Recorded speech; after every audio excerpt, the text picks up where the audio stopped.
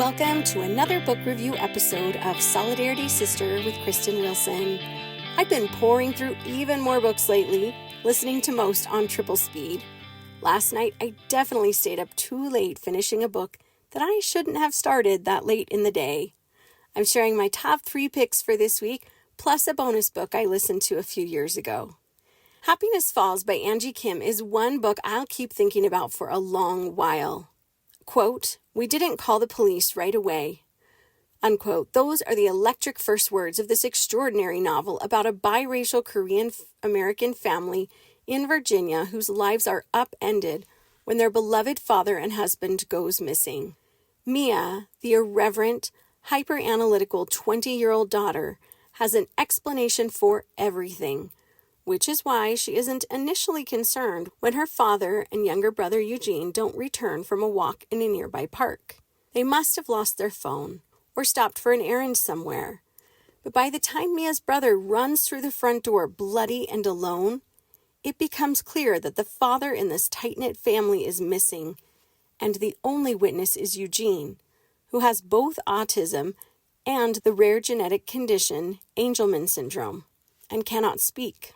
What follows is both a ticking clock investigation into the whereabouts of a father and an emotionally rich portrait of a family whose most personal secrets just may be at the heart of his disappearance.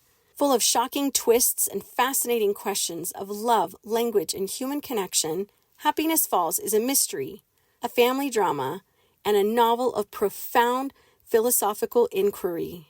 With all the powerful storytelling she brought to her award-winning debut, Miracle Creek, Angie Kim turns the missing person story into something wholly original, creating an indelible tale of a family who must go to remarkable lengths to truly understand one another. Standout themes for me were 1, this idea that our ability to verbalize our thoughts is not a true marker of our intelligence or awareness. There were 2 personal life examples where I really connected to the story on this. One of them is about one of my own children who really struggled with speech as a small child. You would think because I was an elementary school teacher that I would have recognized the severity of her language issues, but I spent so much time with her, and I understood so much of what she said, probably 85 to 90%, that I did not think it was that bad. My husband really pressured me to go get her evaluated, and so I did, and he was completely validated. She had no beginning sounds, no ending sounds, and no consonant blends. But there was so much going on upstairs. They actually called me into the assessment to try and help kind of translate how she responded, because one of the things they were checking for was comprehension. And her comprehension was super high. It was like 97th percentile or something. In contrast to her language production skills, which were barely making the chart at all. There was so much going on in her brain and so much that she wanted to share. And I watched the way that she was sometimes treated at preschool. Others would treat her in a way that, like, as if she was less intelligent because she struggled to form the physical sounds of speech. But yet that couldn't be further from the truth. She was always very bright. And in her mind, she was articulate. She just couldn't physically get that through. I have seen that also with my own mom, who, in struggling with her health, is now in a place where she can't physically speak in the way that she used to. But I know there's more going on upstairs than she's able to articulate.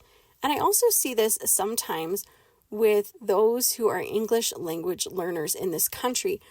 So this is really a third example that's outside of my own personal life, but is within my personal experience, where sometimes we treat people who don't have the same command of English as if they're less intelligent, when in reality that couldn't be further from the truth.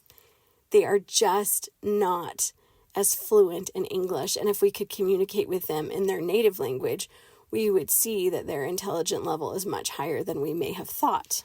So I do love the exploration here in looking at someone who, because of their physical abilities, cannot speak. And there's a great example in the book talking about how if you have a working computer and a working keyboard, but the plug between them doesn't work or isn't there, how you might believe, for example, that the keyboard didn't work or the computer didn't work, but in reality, there's just some missing connections. So that's really well explained there. The second theme within the book that really drew me in was all about the father's thoughts around happiness and how to maximize it. It's really fascinating. There's just a lot of deep philosophy there that you hear within the father's own voice, and it gave me a lot of food for thought. I will give a language warning on this particular book. There are more curse words than I would prefer to be in a book. The read was still worth it to me, but if that's something you're sensitive to, please be forewarned. Another book which explores some similar things surrounding the language is the book Real by Cujec and Peyton Goddard. So Real is based on Peyton's actual life experiences in being autistic and unable to speak before being given the chance to use technology to communicate. It's really good. Honestly, if I was going to have a top 50 books that all humans should read, I would put Real on that list. Whereas I would recommend Happiness Falls only to adults or older teens, Real would be appropriate for younger audiences as well. I would still recommend Happiness Falls, but not as a must-read, but it is a good one. The second book I want to highlight this week from my listening is The Personal Librarian by Marie Benedict and Victoria Christopher Murray. This book is described as a remarkable novel about J.P. Morgan's personal librarian, Belle DeCosta Green, the Black American woman who was forced to hide her true identity and pass as white in order to leave a lasting legacy that enriched our nation. From New York Times bestselling authors Marie Benedict and Victoria Christopher Murray. One of the things I love about this combination of women is that they are of different races and they've come together to collaborate on this book that is so much about race. In her 20s, Belle DeCosta Green is hired by J.P. Morgan to curate a collection of rare manuscripts, books, and artwork for his newly built Pierpont Morgan Library. Belle becomes a fixture in New York society and one of the most powerful people in the art and book world, known for her impeccable taste and shrewd negotiating for critical works as she helps create a world-class collection. But Belle has a secret, one she must protect at all costs. She was born not Belle DeCosta Green, but Belle Marion Greener. She is the daughter of Richard Greener, the first Black graduate of Harvard and a well-known advocate for equality. Belle's complexion isn't dark because of her alleged Portuguese heritage that lets her pass as white. Her complexion is dark because she is African American. The Personal Librarian tells the story of an extraordinary woman famous for her intellect, style, and wit, and shares the lengths she must go to for the protection of her family and her legacy, to preserve her carefully crafted white identity in the racist world in which she lives. This one gets some mixed reviews on the writing quality, but I still recommend it. It was so eye-opening to me to get to learn a little bit more about the horrible situations and choices forced upon people because of racial inequality. I loved all that Belle was able to accomplish, yet I wish she could have done so as a proud Black woman. I was pulled into a Facebook conversation this last week surrounding white casts for stage productions that should be played by people of color. It was really good for me to just lean in and listen rather than making assumptions.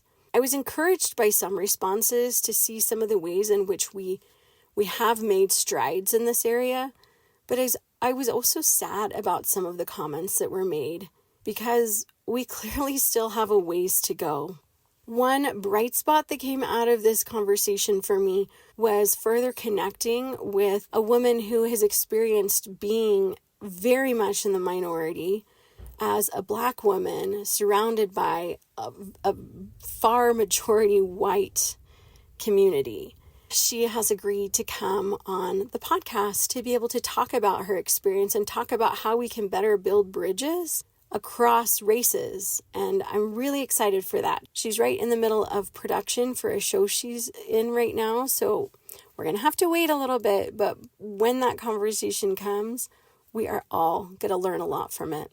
If you like historical fiction that tackles some big and important themes, The Personal Librarian is a great choice. And my final book selection for this week is Veiled in Smoke by Jocelyn Green. Meg and Sylvie Townsend manage the family bookshop and care for their father, Stephen, a veteran still suffering in mind and spirit from his time as a POW during the Civil War. But when the Great Fire sweeps through Chicago's business district, they lose much more than just their store. The sisters become separated from their father and make a harrowing escape from the flames with the help of Chicago Tribune reporter Nate Pierce. Once the smoke clears away, they reunite with Stephen, only to learn soon after that their family friend was murdered on the night of the fire. Even more shocking, Stephen is charged with the crime and committed to the Cook County Insane Asylum. Though homeless and suddenly unemployed, Meg must not only gather the pieces of her shattered life, but prove her father's innocence before the asylum truly drives him mad.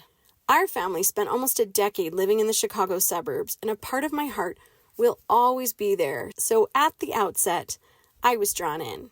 This book does such a beautiful job exploring what it's like to suffer with PTSD. Stephen is diagnosed in the book with soldier's heart. That's what they were calling it at the time.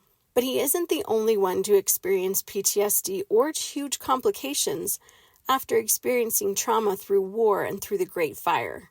I loved the intrigue of trying to figure out what really happened the night that family friend Hiram was killed. I also appreciated the layers of character development on some of these characters.